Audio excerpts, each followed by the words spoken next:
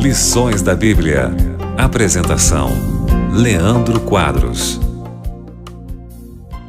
Que bom ter a sua companhia em mais um Lições da Bíblia, e estamos começando um novo assunto no trimestre.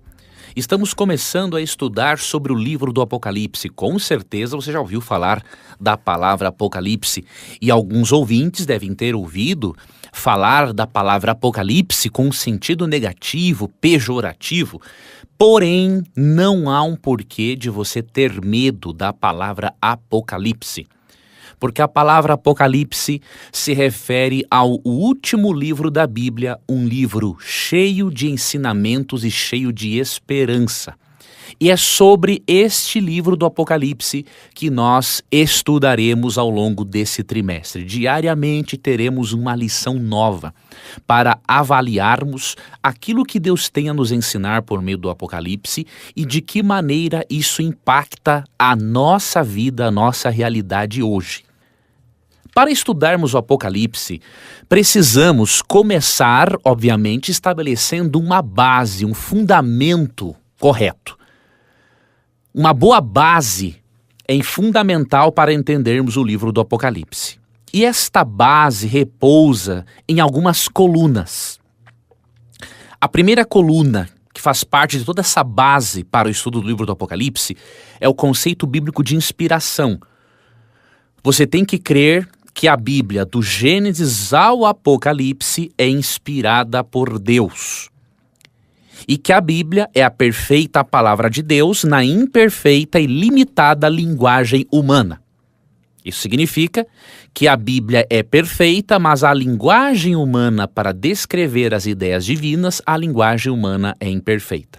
Porém, isso em nada afeta na perfeição doutrinária da Bíblia.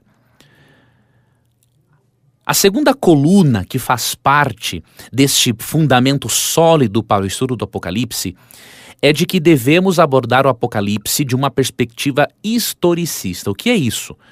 O método historicista é a forma correta de entendermos as profecias do Apocalipse. O método historicista ensina que as profecias seguem um fluxo ao longo da história e mostra Deus atuando no passado, no presente e no futuro. Isso quer dizer que ao estudarmos o Apocalipse devemos ver o que o texto diz e quais eventos históricos se encaixam com aquilo que o texto diz. Já que o plano da salvação é um desenrolar da história, precisamos abordar o Apocalipse por este método historicista. Devemos deixar de lado o método preterista, que joga as profecias do Apocalipse como tendo sido cumpridas no passado, e devemos também ignorar o futurismo, que coloca todas as profecias do Apocalipse para o futuro. O método historicista mostra que algumas profecias se cumpriram no passado, outras se cumprem no presente e as demais se cumprirão no futuro. A terceira base, a terceira coluna que provê um fundamento sólido para estudarmos o Apocalipse é a estrutura do Apocalipse. Quando estudamos a estrutura do Apocalipse, fica mais fácil entendermos este livro. O Apocalipse apresenta pelo menos 4 estruturas de acordo com o teólogo Ranko Stefanovic. Do capítulo 1, verso 1 ao capítulo 3, verso 22, o Apocalipse fala da situação das igrejas da época de João, porém, tem uma perspectiva profética. As 7 igrejas a quem João destinou o Apocalipse também profeticamente se referem à situação da igreja em diferentes períodos da história. Já a segunda parte do Apocalipse, do capítulo 4, verso 1 até o capítulo 11, 19, ele repete e desenvolve a história da igreja. Este é um princípio comum no Apocalipse. A recapitulação. Ele repete a mesma história com símbolos diferentes, ampliando de maneira progressiva o seu significado. O terceiro grande bloco do Apocalipse vai do capítulo 12, verso 1, até o capítulo 14, verso 20. E é o centro temático do Apocalipse, porque ele aborda a história do conflito cósmico, desde os dias de Cristo até o seu segundo advento. Na verdade, menciona o conflito cósmico já como tendo sido iniciado no céu. E a última estrutura do Apocalipse, do capítulo 15, verso 1 ao Apocalipse 22, verso 21, se concentra exclusivamente no tempo do fim e, obviamente, as profecias que dizem respeito a este período. E o último pilar, a última base sobre a qual repousa a nossa interpretação do Apocalipse, amigo ouvinte, é a seguinte: o Apocalipse tem uma mensagem cristocêntrica. Cristo é o centro do Apocalipse. Qualquer interpretação que ignore a centralidade da pessoa de Jesus é uma interpretação falsa. Porque Apocalipse 1, verso 1 diz assim: revelação de Jesus Cristo. Ou seja, o Apocalipse é uma revelação de Jesus Cristo, de sua morte, de sua ressurreição, das suas ações em favor do ser humano, do seu ministério sumo sacerdotal, de sua segunda vinda e da conclusão do plano da redenção quando ele voltar, resgatar os seus e transformar o mundo. Por isso, qualquer interpretação correta do Apocalipse tem que considerar a centralidade da pessoa de Cristo. Você gostaria de receber a programação da Rádio Novo Tempo e também o programa Lições da Bíblia via WhatsApp? Você tem essa oportunidade agora. Você pode acessar ADV, A de amor, D de dado, V de Vitória, adv.st/Rádio Novo Tempo. Ao acessar, você pode cadastrar-se e receber este programa, além de outros conteúdos exclusivos diariamente. Cadastre-se, é grátis, é prático e com certeza você estará também compartilhando esperança com outras pessoas. Fique com Deus e obrigado por acompanhar mais um programa Lições da Bíblia. Ontem apresentei para você algumas bases que devem servir de fundamento para a nossa compreensão do livro do Apocalipse. Vamos analisar um pouco mais sobre o livro do Apocalipse, também sobre o seu propósito, a sua linguagem, a centralidade da Trindade no livro do Apocalipse, a principal doutrina do livro. Essas são algumas das questões que analisaremos ao longo desta semana. O que o título do livro do Apocalipse tem a nos revelar sobre a doutrina da salvação? O que esse título tem a nos revelar sobre o próprio livro do Apocalipse? Você sabe que a palavra Apocalipse tem sido alvo de conjecturas, filmes têm sido produzidos, filmes catastróficos com este nome Apocalipse. Porém, o significado da palavra grega para Apocalipse, que é a palavra apocalypsis, ela tem um significado muito diferente daquele apresentado pela mídia sensacionalista ou pelos filmes de Hollywood. Vamos começar aqui lendo Apocalipse, capítulo 1, versos 1 e 2. Vou ler aqui na Nova Versão Transformadora. Revelação de Jesus Cristo. Aqui no grego, amigo ouvinte, é apocalypsis ou apocalipse, tá ok? Apocalipse ou revelação de Jesus Cristo, que Deus lhe deu para mostrar a seus servos os acontecimentos que ocorrerão em breve. Ele enviou um anjo para apresentá-la a seu servo João, que relatou fielmente tudo o que viu. Este é seu relato da palavra de Deus e do testemunho de Jesus Cristo. A palavra apocalipse, do grego apocalypsis, significa descobrir ou revelar. Por isso, o livro é uma revelação da pessoa de Jesus Cristo. Não há nada de tragédia, não há nada de sensacionalismo no livro. O livro é uma revelação da pessoa de Cristo. A centralidade da pessoa de Cristo é, inclusive, um dos pilares para a compreensão correta do livro. Em Apocalipse, capítulo 1, versículo 5, Encontramos a Cristo como a testemunha fiel, o primeiro a ressuscitar dos mortos, no sentido de importância, o primeiro, o primogênito dos mortos, e o governante de todos os reis da terra. Ou seja, Jesus é a figura central do Apocalipse do início ao fim, porque no capítulo 1, Cristo é apresentado como centro, e no capítulo 22, dos versos 12 ao 16, Cristo também é apresentado como centro. O livro do Apocalipse, amigo ouvinte, é uma continuação daquilo que os evangelhos descrevem sobre a pessoa de Jesus. Os evangelhos terminam com a morte e ressurreição de Cristo. O livro do Apocalipse continua falando da salvação e se concentra em aspectos diferentes do ministério de Cristo. Ele fala do Cristo ressuscitado, mas fala do Cristo que se encontra no santuário celestial, intercedendo por nós.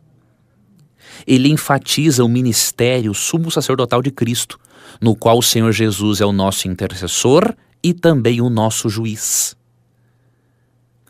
Por isso, o significado do Apocalipse, uma revelação de Jesus Cristo, demonstra que o foco do Apocalipse é a pessoa de Cristo, o plano de salvação e o desfecho final do conflito cósmico.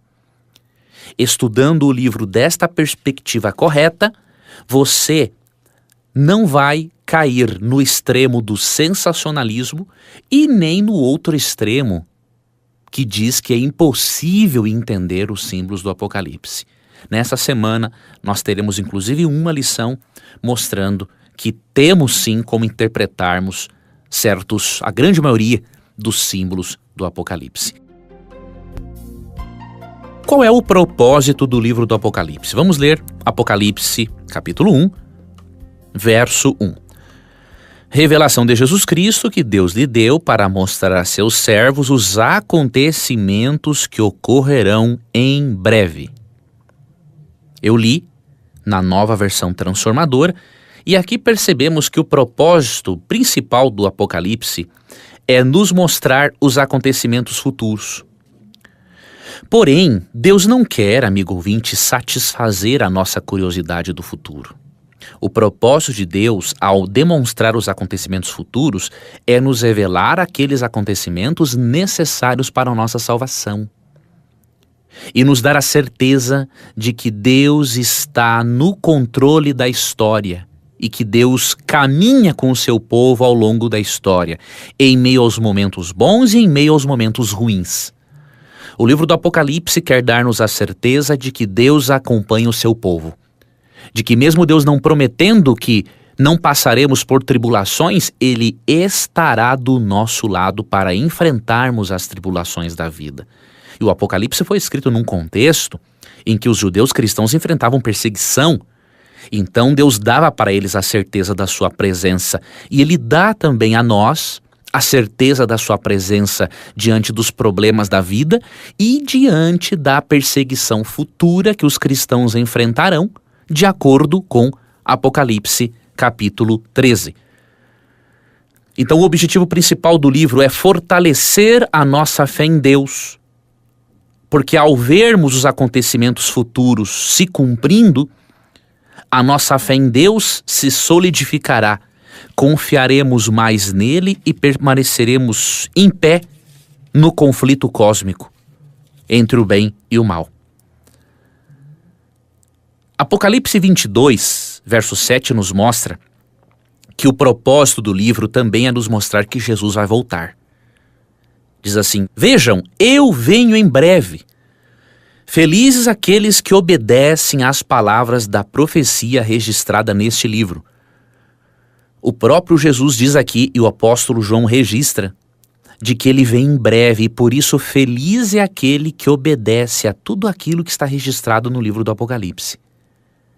Há uma bênção, amigo ouvinte, para quem lê, estuda o Apocalipse e observa tudo aquilo que está aqui registrado. Por isso que você, ao acompanhar lições da Bíblia desse trimestre, você receberá grandes bênçãos de Deus. E eu também, por eu estar estudando este livro, a fim de lhe apresentar de forma objetiva e concisa a mensagem do Apocalipse.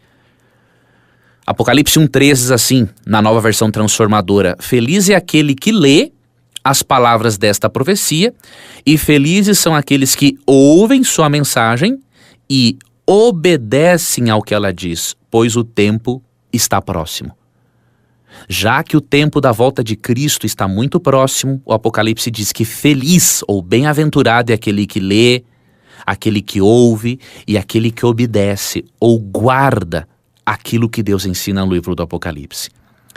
Convido a você, amigo ouvinte, a continuar comigo nesta jornada, para que você possa receber as bênçãos espirituais que Deus tem àqueles que são estudantes do livro do Apocalipse. Será que os símbolos do Apocalipse são impossíveis de serem entendidos? A resposta é não. Por dois principais motivos. Primeiro, pelo significado da palavra Apocalipse. Como aprendemos ao longo da semana, de acordo com Apocalipse 1, verso 1, o Apocalipse é uma revelação de Jesus Cristo. A palavra grega apocalypsis, que traduzimos por Apocalipse, significa revelação. E se fosse impossível entender os símbolos do Apocalipse, não seria uma revelação de Jesus Cristo, seria uma ocultação de Jesus Cristo, diríamos assim. Então, o próprio significado do termo já pressupõe que os símbolos do Apocalipse não são impossíveis de serem entendidos. O segundo motivo que nos leva a crermos que os símbolos do Apocalipse não são impossíveis de serem entendidos é o fato de o próprio Antigo Testamento revelar o significado desses símbolos. Quando estuda-se o Apocalipse de uma forma mais profunda, percebe-se algo interessante, que muita da simbologia que o apóstolo João se utiliza, e que ele viu, na verdade, em visão profética, muita dessa simbologia é extraída do Antigo Testamento. Se você parar para analisar, a linguagem do Apocalipse, a linguagem simbólica, ela é muito parecida com a linguagem do livro de Daniel, do livro de Ezequiel. Então o apóstolo João tirou vários termos do livro de Ezequiel, do livro de Daniel e de outros livros do Antigo Testamento, indicando-nos que se nós recorrermos ao Antigo Testamento, se recorrermos a Daniel, a Ezequiel, teremos a compreensão de vários símbolos, inclusive doutrinas apresentadas no Apocalipse. Por exemplo, em Apocalipse 13, vemos que nos últimos dias, pouco antes de Cristo voltar, surgirão dois poderes representados por duas bestas, ou dois animais ferozes. Quando você vai para Daniel capítulo 7, você percebe que em profecia apocalíptica ou em profecia simbólica, bestas ou animais simbolizam poderes políticos ou poderes religiosos. Então, você percebe que muita da simbologia utilizada no Apocalipse foi extraída do Antigo Testamento. Deus, amigo ouvinte, se utilizou dessas apresentações simbólicas dadas em visão ao apóstolo João para ele poder apresentar de uma forma mais didática o Apocalipse para as pessoas a quem o Apocalipse foi direcionado primeiramente. Primeiramente, o Apocalipse foi escrito para judeus cristãos que viviam numa época de perseguição. E, obviamente, eles entendiam muito bem esta simbologia do Antigo Testamento. Mas também, amigo ouvinte, Deus não podia deixar o conteúdo do Apocalipse tão escancarado para que os inimigos da verdade bíblica não se sentissem, diríamos assim, tentados a destruírem o livro do Apocalipse. Outro detalhe importante, já que o Apocalipse é um livro simbólico, a linguagem, obviamente, não pode ser interpretada de uma forma literal. Via de regra, a Bíblia tem que ser interpretada de forma literal. Nós temos que ler o texto e aceitar como o texto apresenta aquela verdade. Entretanto, a Bíblia tem diferentes estilos literários. E nós não podemos interpretar, por exemplo, uma narrativa histórica da mesma forma que uma profecia apocalíptica. Poesia se interpreta de um jeito, parábola se interpreta de outro jeito. Então, como a Bíblia possui diferentes estilos literários, precisamos, amigo ouvinte, avaliarmos qual estilo literário está sendo utilizado e interpretarmos de acordo com as regras estabelecidas pela própria Bíblia, e obviamente aprendemos isso também na teologia, quais são as melhores maneiras de interpretarmos determinado estilo literário. Então, por exemplo, profecias apocalípticas têm que ser interpretadas de forma simbólica. Se o contexto demonstrar que é literal, maravilhoso. Agora, do contrário, devemos entender os símbolos dentro do seu contexto, recorrendo ao Antigo Testamento para encontrarmos seu significado. Há pessoas que leem os símbolos do Apocalipse e começam a usar da imaginação criativa delas para darem um significado ao livro. Isso é irresponsabilidade. Isso é falta, inclusive, de cultura. Nós precisamos estudar os símbolos à luz da interpretação que o autor original os escreveu, os apresentou. Então devemos recorrer à própria Bíblia, em especial ao Antigo Testamento, para encontrarmos o significado dos símbolos que se encontram no livro do Apocalipse. Ao estudarmos esta parte introdutória do livro do Apocalipse, é também importante que você e eu vejamos no Apocalipse as 3 pessoas da Trindade. A doutrina da Trindade, amigo ouvinte, ao contrário do que dizem algumas pessoas sinceras, porém desinformadas, não é uma doutrina pagã e nem uma doutrina de origem católica. A doutrina da Trindade é uma doutrina bíblica. E na introdução do livro do Apocalipse, encontramos as 3 pessoas da Trindade atuantes no plano de salvação, atuantes na história da igreja. Obviamente, o Espírito Santo, ele não é tão mencionado como o Pai e o Filho. E isso é mais do que natural, porque a função do Espírito Santo no plano de salvação é outra. Quando lemos João 16,14, Jesus diz que o Espírito Santo glorificaria Jesus. Então a função do Espírito é trabalhar nos bastidores para que Deus Pai e Deus Filho apareçam.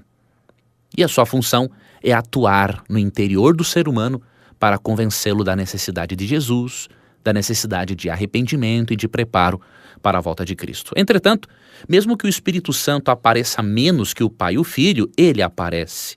Ele se encontra no livro do Apocalipse.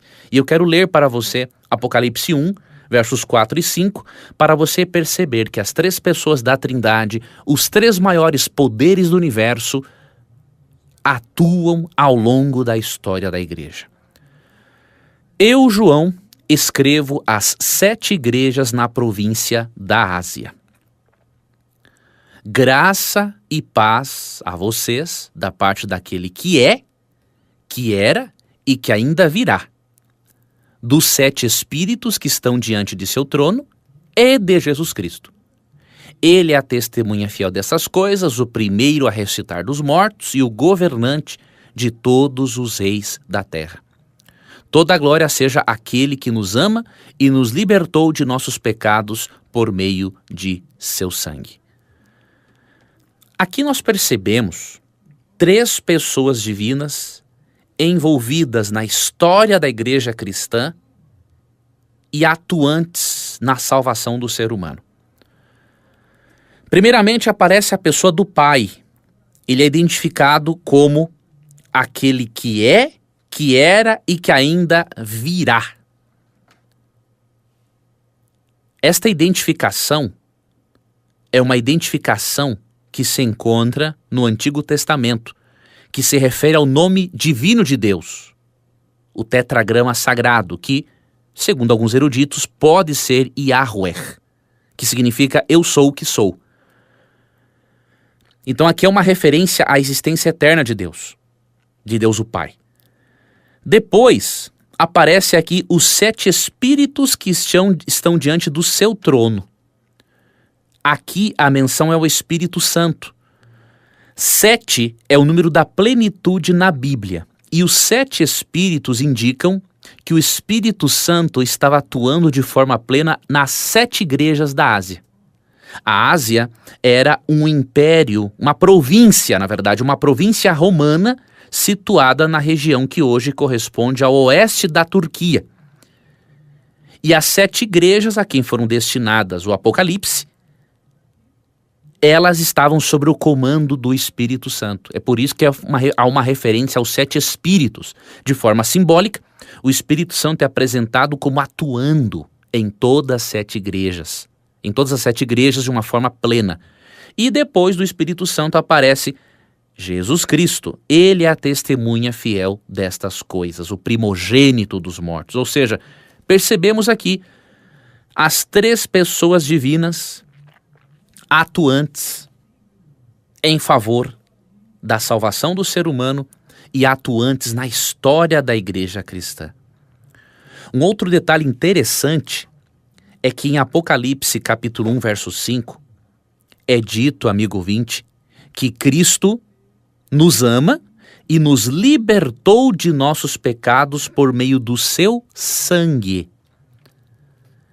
A palavra grega para libertou, ela se refere no grego bíblico a um tempo verbal no passado, a um ato completo no passado.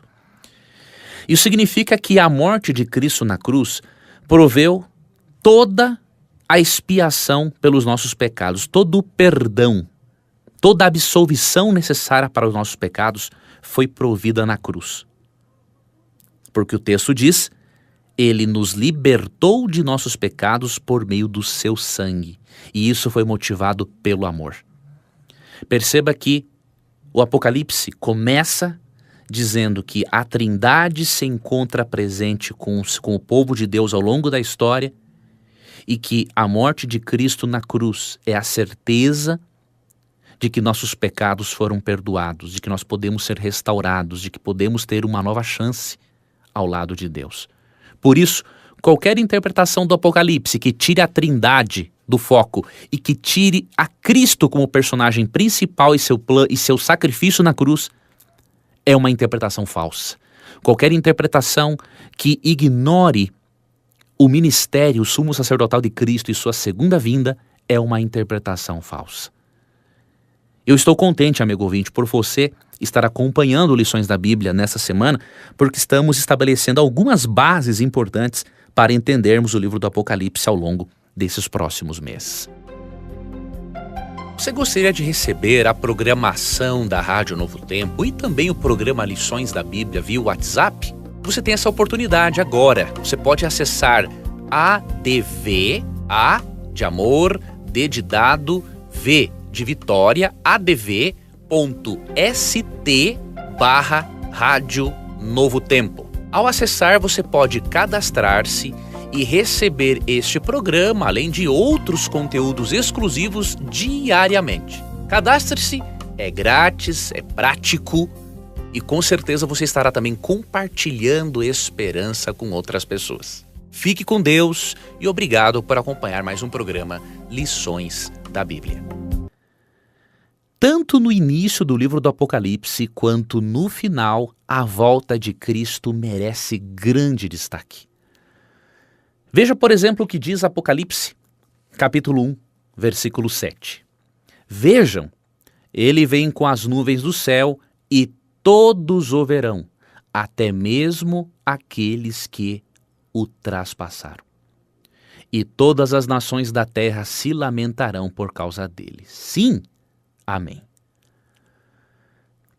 Esse texto nos mostra que Cristo virá nas nuvens do céu e que todos o verão. Ou seja, não existe arrebatamento secreto na Bíblia. A volta de Cristo é um evento visível e não é separado, não é um evento separado, ou seja, não ocorre o arrebatamento da igreja primeiro, para depois de alguns anos, o segundo advento de Cristo de forma gloriosa. Não existe isso. É um evento único. Então, cuidado, amigo ouvinte, com essa doutrina do arrebatamento secreto. Você precisa abandoná-la. Você é um filho, uma filha de Deus, sincera, porém, a doutrina do arrebatamento secreto ela é perigosa porque ela está despreparando muitos filhos de Deus para a volta de Cristo, que será um evento visível, porque claramente o verso diz: ele vem com as nuvens do céu e todos o verão. A visibilidade da volta de Cristo será tão grande que até mesmo aqueles que traspassaram a Jesus vão vê-lo vindo nas nuvens dos céus. Isso indica, amigo ouvinte, uma ressurreição especial pouco antes da volta de Cristo. Aqueles líderes religiosos dos dias de Jesus que não se arrependeram e que crucificaram a Cristo, eles serão ressuscitados para verem a bobagem que fizeram em rejeitar a Cristo como Messias. Cristo já havia prometido isso para eles. Em Mateus 26, 64, lemos o seguinte: é como você diz, eu lhes digo que no futuro verão o Filho do Homem sentado à direita do Deus poderoso e vindo sobre as nuvens do céu. Então ocorrerá uma ressurreição especial de ímpios para eles verem Jesus voltando, para verem a besteira que fizeram em crucificar a Cristo e rejeitá-lo como Salvador.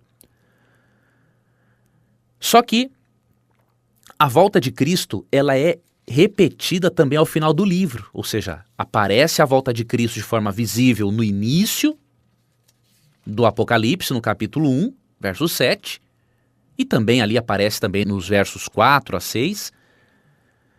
E percebemos que a volta de Cristo aparece também no final do livro, mostrando, amigo ouvinte, que é um evento extremamente importante para o qual você e eu devemos estar preparados. No capítulo 22, verso 7 é dito: vejam, eu venho em breve. Felizes aqueles que obedecem às palavras da profecia registrada neste livro. Verso 12: vejam, eu venho em breve e trago comigo a recompensa para retribuir a cada um de acordo com seus atos. E no verso 20, as últimas palavras de Jesus são as seguintes: sim, venho em breve. No último capítulo do Apocalipse, 3 vezes Cristo disse que voltaria, mostrando o que, amigo ouvinte, que do início ao fim, a segunda vinda de Cristo é o ponto final da história humana, da história de dor, de sofrimento, de pecado, para a inauguração de uma nova era de amor, felicidade e alegria eternas. Amigo ouvinte, Deus cumprirá a sua promessa. Se Jesus veio pela primeira vez, não tenha dúvida alguma de que a primeira vinda de Cristo é a garantia de sua segunda vinda. Se ele não falhou em sua promessa de vir pela primeira vez, ele não falhará em sua promessa de vir pela segunda vez. Por isso, estude o livro do Apocalipse. Tenha para você o livro do Apocalipse como uma revelação da pessoa de Cristo. Aproxime-se mais do Salvador e, sem sombra de dúvidas, por meio do estudo deste livro, você e eu estaremos mais preparados para o segundo advento. Estou contente, amigo ouvinte, porque nesta semana estabelecemos algumas bases muito importantes para o estudo do livro do Apocalipse. Inclusive, já analisamos alguns aspectos muito interessantes do capítulo 1 do Apocalipse. E eu creio que essas bases ajudarão a você a entender este livro e a precaver-se contra as falsas interpretações que têm surgido. Quero aproveitar esta oportunidade para lhe dizer uma coisa, que aqueles que conscientemente distorcem o livro do Apocalipse, eles serão castigados por Deus. Em Apocalipse 22, existe uma ameaça. Apocalipse 22, 18 e 19, há uma ameaça para quem distorcer propositalmente o livro do Apocalipse. E eu vou ler isso aqui para você ver o quanto Deus leva a sério o conteúdo deste livro. E não poderia ser diferente, porque o conteúdo deste livro traz salvação, traz esperança. Declaro solenemente a todos que ouvem as palavras da profecia registrada neste livro. Se alguém acrescentar algo ao que está escrito aqui, Deus acrescentará a essa pessoa as pragas descritas neste livro.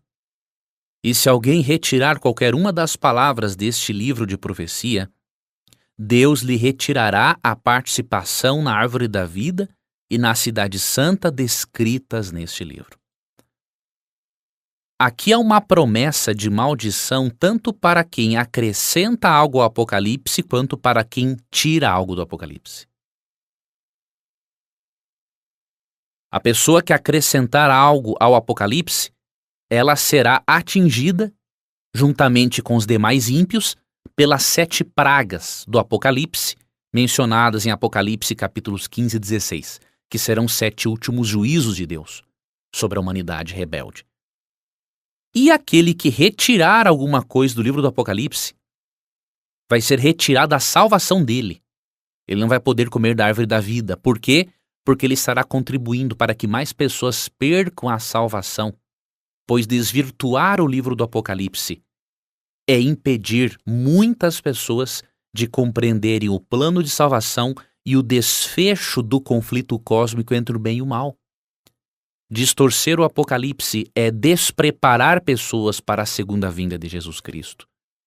E deste modo, amigo ouvinte, eu quero lhe convidar a fazer uso desta metodologia correta que eu apresentei a você para o estudo do Apocalipse, para que você fique precavido, precavida contra os falsos profetas.